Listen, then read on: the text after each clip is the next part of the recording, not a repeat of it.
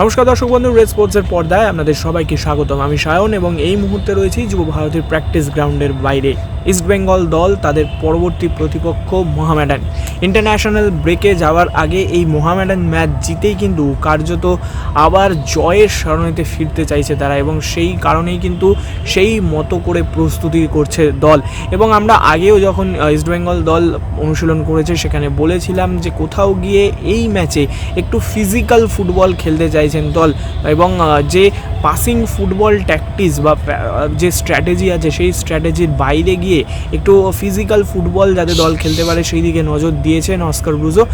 আজকেও কিন্তু সেই একই চিত্র উঠে এলো, এবং শুধুমাত্র যে ফিজিক্যাল ফুটবল তাই নয়, তার সাথে সাথে কিন্তু আক্রমণাত্মক ফুটবল খেলতে এবার কিন্তু বলা যেতেই পারে দুজন স্ট্রাইকার নিয়ে নামতে পারে ইস্টবেঙ্গল দল। হ্যাঁ, সূত্র মারফত যতটুকু খবর আসছে সেখানে কিন্তু এই ম্যাচে অর্থাৎ মোহামেডানের বিরুদ্ধে তারা কিন্তু দুজন স্ট্রাইকার অর্থাৎ প্রথমে ইউসেফ এজেজারি এবং তার সাথে ডেভিড, এই দুজনকেই কিন্তু প্রথম একাদশে ব্যবহার করে ডবল স্ট্রাইকার দিয়ে ইস্টবেঙ্গল কিন্তু শুরু করতে পারে।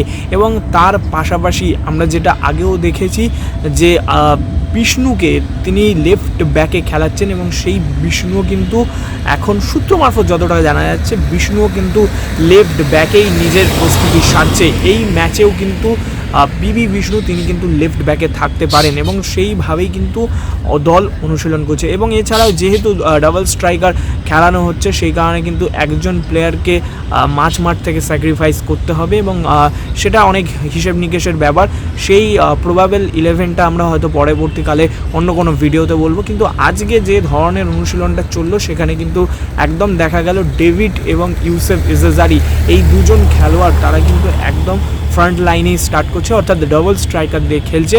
এবং দুটো উইংয়ে যেভাবে আমরা আজকের অনুশীলন দেখলাম সেখানে কিন্তু ঘুরিয়ে ফিরিয়ে কখনো এডমুন্ডকে, কখনো বিপিনকে, আবার কখনো মিগুয়েলকেও শুরু করতে দেখা গেল। এবং এটা অবশ্যই রাখতে হবে যে এখনই নিশ্চিত বলা যাচ্ছে না যে কোন খেলোয়াড় স্টার্ট করবে, তবে হ্যাঁ, ওপরে ইউসেফ এজেজারি এবং ডেভিড এই দুজন খেলোয়াড় মোহামেডানের বিরুদ্ধে কিন্তু শুরু করতে চলেছে।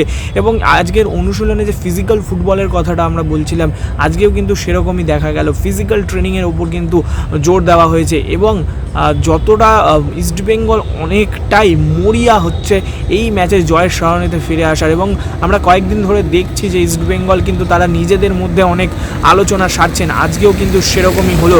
টিম মিটিং চললো 40 মিনিট, কিন্তু আজকে টিম মিটিং চললো অবশ্যই ড্রেসিং রুমের ভেতর সেই টিম মিটিংটা চললো, এবং 40 মিনিট পর কিন্তু ইস্টবেঙ্গল আজকে অনুশীলন শুরু করে। কিন্তু তারপরেও এটা বলা যাচ্ছে যে কোথাও নিজেদের মধ্যে বোঝাপড়াটা আরও বাড়িয়ে তোলার জন্যই কিন্তু এই নিজেদের মধ্যে আরও কথা বলে নিচ্ছেন দল। এবং হ্যাঁ, দুটো উইং ব্যবহার করে অবশ্যই দুটো স্ট্রাইকার ব্যবহার করা হচ্ছে যাতে অ্যাটাকে আরও পাওয়ার বাড়ানো যায়, অ্যাটাকে আরও ম্যান বাড়ানো যায় ডি বক্সের ভেতরে। এবং সেই কারণেই কিন্তু ডাবল স্ট্রাইকার খেলানোর পন্থায় আছেন অস্কার ব্রুজো। এবং অবশ্যই এই ম্যাচ যদি তারা জিততে পারে ইন্টারন্যাশনাল ব্রেকের আগে, এই ম্যাচ জিতলে তাদের কিন্তু তারা যে টেবিলে আছেন তারা কিন্তু টেবিল থেকে আর একটু ওপর দিকে আসতে পারে, এবং সেটাই কিন্তু লক্ষ্য থাকবে ইস্টবেঙ্গল দলের কাছে। যুব ভারতীর প্র্যাকটিস গ্রাউন্ড থেকে আমি সায়ন, রে স্পোর্টস।